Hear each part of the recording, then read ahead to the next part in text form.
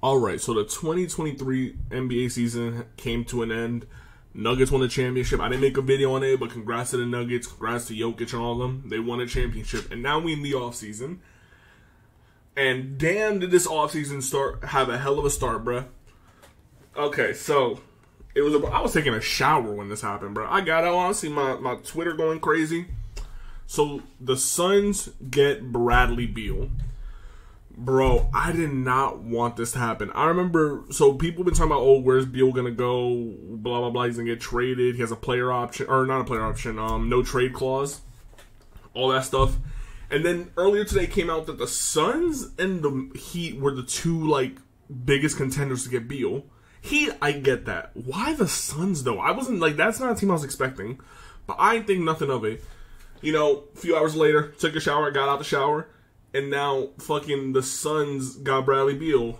So the Suns get Bradley Beal, and the Wizards get Chris Paul, Landry Shamet, multiple second-round picks, and multiple pick swaps. And I'm just like, dog, why, bruh? So I'm not a Suns fan. I'm a KD fan.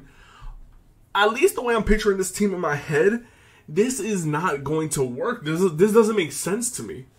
So you're going to have, because right now, after that trade, the Suns have on contract now Bradley Beal making over $50 million. Let's see, Kevin Durant making about he's gonna be making over $45 million. Devin Booker gonna be making $36 million, and DeAndre Ayton, who's gonna be making $32 million. That's it. And I think Cameron, they'll still have Cameron Payne, but I'm not sure if he's like free agent or whatever. And then everyone else is a free agent. Darius Bazley has a team option. Wainwright has a player option, I think. I don't know. So I'm just like, bro, one, now you don't have a team. And you don't have the money to sign depth. Like, they gonna have to go for minimums, bro. Like, vet minimums. The only way this makes sense, kind of, is if they trade DeAndre Ayton for depth. So, like, they take Ayton's contract and they trade it for multiple people.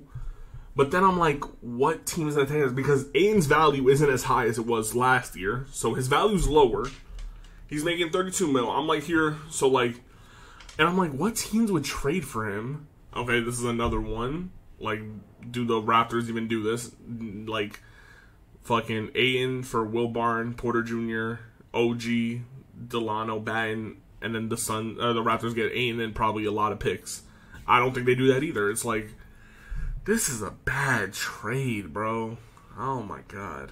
Key, this is probably like the most realistic trade I could find. Send Ayton and picks to the Magic for Gary Harris, Jonathan Isaac, Goga Bitadze. They don't need Gary Harris. Goga Bitadze gets no PT, and Jonathan Isaac's injury prone. So I guess if the Suns trade for him, they're taking a risk in him. But I don't know. And then maybe, okay, hold on. If I adjust this, instead of Goga, they send Wendell. See, I don't even think they do this. He's about the same age as Ayton. I think Ayton's better than him, but I don't think the Magic would even do this. But this is probably like the most realistic trade I can see.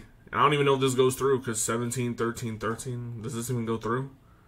Okay, it does. Yeah, I don't even know if they even do this as well. But that's probably the most realistic trade out there. That's the crazy thing. Man, all in all, I don't like this trade, bro. Because now, I'm like, you also can't even get a point guard, I don't think, with this team. Or a starting caliber point guard. Because now you have Beal, Booker, and KD. You're not going to put Beal or Booker at the 3, so one of them's going to have to start at the 1. They're both good playmakers. It's not like they can't playmake. So they'll probably have Beal at the 1, Booker at the 2, and depending on the other picks, they get either KD at the 3 or 4. So you're going to have to run one. Beal or Booker are going to have to run the 1, or alternate running the 1. And then you look at the free agency, they're not going to have money unless they trade Ayton either for... The only way they would have money is if they trade Ayton for basically nothing, maybe picks, and like just to fill up a team that can absorb his salary and not send salary back. Or if you just trade Ayton for depth and you fill out. So let's say he made 32 mil and you get back 32 mil worth of players, but it's multiple players, so you fill out depth a little bit. That's the only realistic thing I can see. Because when you look at the free agency pool, Like, I'm thinking of people that are worth vet minimums or maybe worth a little more, but would take vet minimums. Will Barton is a name I guess they could go after. Josh Richardson, Dylan Brooks, because his value is low. Like, really low now after the playoffs. Fuck. Like, this is Mason Plumlee. Torrey Craig they should bring back. Maybe Justice Winslow. And also, this isn't like a deep free agency either. TJ Warren, they'll probably bring back.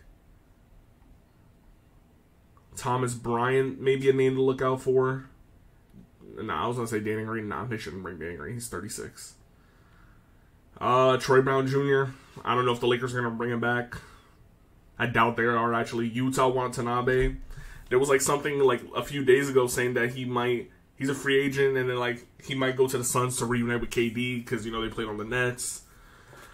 This is looking spooky, Drew Eubanks. Maybe Jalen McDaniel's probably going to make like 10 mil. Like, he's probably going to make like 8 to 10 mil, so I don't think he'll go for a vet minimum. Terrence Ross they could bring back, but someone might sign him for more, honestly. Yeah, nah, like, I don't know what the Suns do. Like, obviously, the team that they have now is not going to be what they have when the season starts, but honestly, at this point, like, I'm looking at it, I don't know what they do. So, I mean, we'll see if shit happens. I'm going to be making videos about shit that happens in the offseason, if more trades happen, signings, where big names going.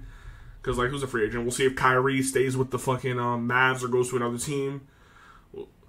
This is really not a big name free agency. Westbrook, he's not going to get a lot of money, so I don't know. Yeah, nah, this shit looking spooky, I'm not going to lie. So, I don't know. I don't like this trade. Because also it's like 3 dudes that need the ball to be effective. Like, yes, KD can play off ball. We've seen it before. Booker has the ability to play off ball. He's the skill to. Will he? We will see. Beal has also played off ball. We've seen it. So we have a guy that can play off ball that we've seen play off ball, and 2 guys that have the ability to, but we haven't seen it as much. Beal, when he was younger with Wall, we saw it. But Beal's a better player now than he was with Wall, so who knows? So, I don't think it's going to work. The biased KD fan in me is going to say, oh, they just get a little death championship. But if I'm being realistic, I don't like this move at all, bruh. But at the same time, I'm happy Miami didn't get Beal, because fuck Miami. I don't give a fuck. Fuck Miami, fuck Philly.